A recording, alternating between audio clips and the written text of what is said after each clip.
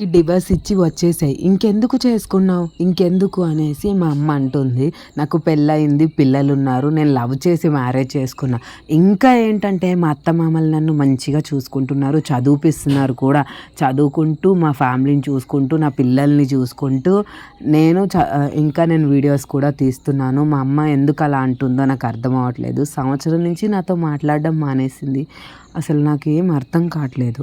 ఈ వీడియోలో నా మార్నింగ్ రొటీన్ చూపిస్తూ ఈ టాపిక్ మీద మాట్లాడుకుందాం. టాపిక్ కాదండి, జరిగిన నిజమే మీతో చెప్పుకుందాం అనేసి అనుకుంటున్నా. ఎర్లీ మార్నింగ్ నిన్న సాటర్డే రొటీన్ అనమాట ఇది. ఏంటంటే మా అమ్మ వాదించే వాదన ఇంకా వద్దు, వచ్చే అంటుంది. సంవత్సరం అయింది నాతో మాట్లాడడం మానేసి. అలానే నేను చదువుకుంటూ ఉన్నానన్నమాట. ఏంటి అంటే నా స్టడీస్ అయితే ఆపట్లేదు, ఎందుకంటే మా ఇంట్లో వాళ్ళ సపోర్ట్ అలా ఉంది. నా అత్తమామలు నన్ను మంచిగా సపోర్ట్ చేస్తున్నారు. అలానే పని మొత్తం నాతో చేయించరు, వాళ్ళు పని చేసుకుంటున్నారు, నన్నేమో చదువుకోమని చెప్తున్నారు. ఇంకో విషయం ఏంటంటే నా పిల్లల్ని కూడా వాళ్ళే చూసుకుంటారనమాట.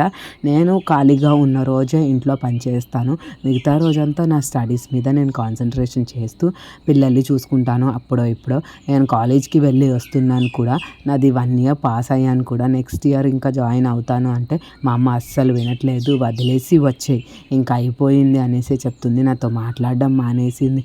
ఇంత మంచి అత్తమామని, భర్తని, పిల్లల్ని వదిలేసి నేను ఎలా వస్తాను అని మా అమ్మతోటి ఎన్నిసార్లు చెప్పినా మా అమ్మ వినిపించుకోవట్లేదు. ఉందని ఇంకా ఉంటున్నావు, అతనే కావాలనుకొని ఉంటున్నావు అని మా అమ్మ ఒకటే వాదన ఆడుతుంది. ఆస్తి ముఖ్యం కాదు, పిల్లలు ముఖ్యం అనేసి నేను అంటున్నా. ఇప్పుడు కాకపోయినా ఎప్పటికైనా నేను సంపాదించుకోగలుగుతానమ్మా, కానీ నా పిల్లల్ని వదిలేసి నేను రాను అని చెప్తున్నాను. మా అమ్మ ఇంకా వితండవాదం ఏంటంటే పిల్లల్ని కూడా వదిలేసి రా అంటుంది. నేను ఒక్కదాన్ని మా అమ్మకి కావాలి, కానీ నా పిల్లలు వద్దు. నాకు అలానే ఉంటుంది కదా, నేను ఒక పిల్లని కాబట్టి మా అమ్మ రమ్మంటుంది. అలానే నా పిల్లలకి నా పిల్లలే కావాలి, ఇంకా ఎవరు వద్దు అనే ఫీలింగ్లో నేను కూడా ఉంటాను కదా.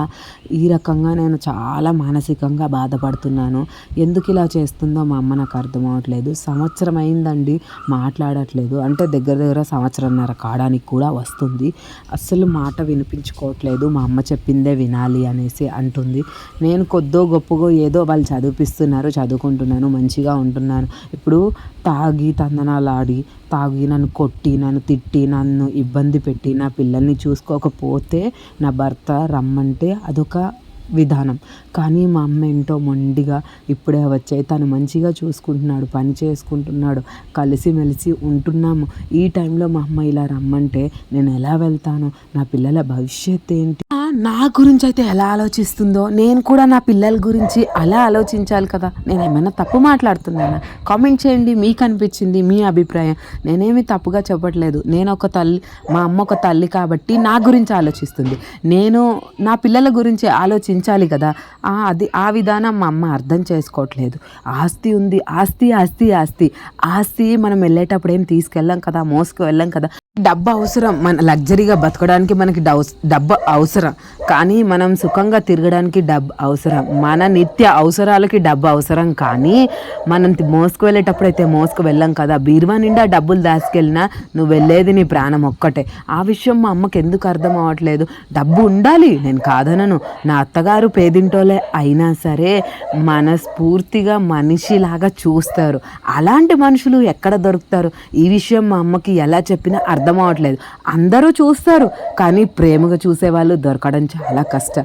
ఆ విధంగా మా అమ్మకి చాలాసార్లు చెప్పి చూశాను, కానీ మా అమ్మ అయితే అస్సలు వినట్లేదు. డబ్బు ఆస్తి అని అంటుంది. ఇప్పుడు నేను వెళ్ళిన మా అమ్మతో ఉన్న ఆస్తిని అనుభవించడానికి నేను ఒక్కదాన్నే ఉండాలి, కానీ మా అమ్మ కూడా నాతోటి తోడుగా ఉండదు. ఎల్లప్పుడూ జీవితాంతం మా అమ్మ కూడా నాకు తోడుగా ఉండదుగా. నా భర్త, నా పిల్లలే కదా నాకు తోడుగా ఉండేది. ఒక వయసు వచ్చాక నా పిల్లలు కూడా నాకు తోడుగా ఉండరు. వాళ్ళకి పెళ్ళిళ్ళు అయితే వాళ్ళకి పిల్లలు అవుతారు, వాళ్ళ జీవితాలు వాళ్ళు చూసుకుంటారు. నాకు జీవితాంతం తోడు ఉండేది నా భర్తే. అలాంటప్పుడు నా భర్త గురించి నేను ఆలోచించడం తప్ప, ఇలా మాట్లాడడం నేను తప్ప? మా అమ్మ నన్ను నువ్వు ఎదిరించేదానివి అయిపోయావు, పెద్దగా అయిపోయావు, నిన్ను మార్చేశారు, నిన్ను మందు పెట్టారు, నిన్ను మాయ చేశారు అని మా అమ్మ మాట్లాడుతుంది. ఈ మాటలు ఎలా ఉన్నాయి? మా అమ్మని అర్థం చేసుకోవాలి, కానీ మా అమ్మ మాత్రం నన్ను అర్థం చేసుకోవట్లేదు. మా అమ్మ కడుపులో నుంచే నేను వచ్చాను. మా అమ్మకి అంత మొండితనం ఉంటే నాకెంత మొండితనం ఉంటుంది. ఆ విషయం మా అమ్మ అర్థం చేసుకోవట్లేదు. ఒకటే పాట పాడుతుంది, డబ్బు డబ్బు ఆస్తి ఆస్తి అని. ఎప్పుడూ ఏది ఎల్లప్పుడూ శాశ్వతం కాదు, మన సుఖాల కోసమే. ఏముంది, నేను ఎగ్జామ్స్ పాస్ అయ్యి నేను కూడా సర్టిఫికేట్స్ అన్నీ వస్తే, నాకు కూడా జాబ్ వస్తే నాకు కూడా మంచి లైఫ్ వస్తుంది కదా. ఇప్పుడు ఆస్తి లేదేమో, త్వరలోనే అయినా మేము ఆస్తి సంపాదించుకుంటామేమో. ఆ రకంగా మా అమ్మకి చాలాసార్లు చెప్పి చూశాను. మా అమ్మ అస్సలు వినట్లేదు. నాకేంటో తెలియని దుఃఖం నాలో ఉంది. అది మనస్ఫూర్తిగా ఎవరికన్నా చెప్పుకుందాము అంటే ఎవరికి చెప్పాలి? భర్తకి చెప్పి బాధ పెట్టనా? మా అమ్మది ఇలాంటి గుణమని అందరికీ చెప్పి ఇబ్బంది పెట్టనా? లేదు, నాకు మా అమ్మ వద్దు, మా నాన్న వద్దు, నా భర్తే శాశ్వతం అనుకొని మా అమ్మని వదిలేసుకోనా? అందరూ కాదు, నా పిల్లలే నాకు లోకం, నా భర్తే నా లోకం అనేసి ఉందాము అని అంటే మా అమ్మ మానసికంగా చాలా బాధపడుతుంది, కుంగిపోతుంది. మా నాన్న ఇవన్నీ పట్టించుకోకమ్మా, నువ్వు నీ జీవితాన్ని చూసుకో, అలానే మమ్మల్ని మర్చిపోకు, వస్తూ వెళ్తూ ఉండు అని అంటాడు.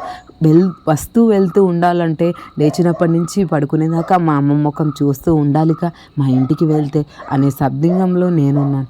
ఏం చేయాలో నాకు అస్సలు అర్థం అవ్వట్లేదు. ఒకరిని బాధ పెట్టాలని కాదు, ఈ కథ అంతా నాది కాదు. ఒక సబ్స్క్రైబర్ నాకు కామెంట్ చేశారు. అంటే తను కామెంట్ చేసి ఇదంతా ఆవేదన తను చెప్పింది. మీ వీడియోలో చెప్పక ఇలాంటి వాళ్ళు ఇంకా ఉన్నారు, ఇలాంటి వాళ్ళని మార్చడానికి ఏం చేయాలి చెప్పక్క అని. నేనైతే ఒకటే చెప్తాను, నీ భర్త నీ పిల్లల గురించి ఆలోచించుకో. నిన్ను మంచిగా చూసే వాళ్ళని ఎప్పుడు వదులుకోకు. నిన్ను వద్దు అనుకున్న వాళ్ళ దగ్గరికి కూడా నువ్వు వెళ్ళకు.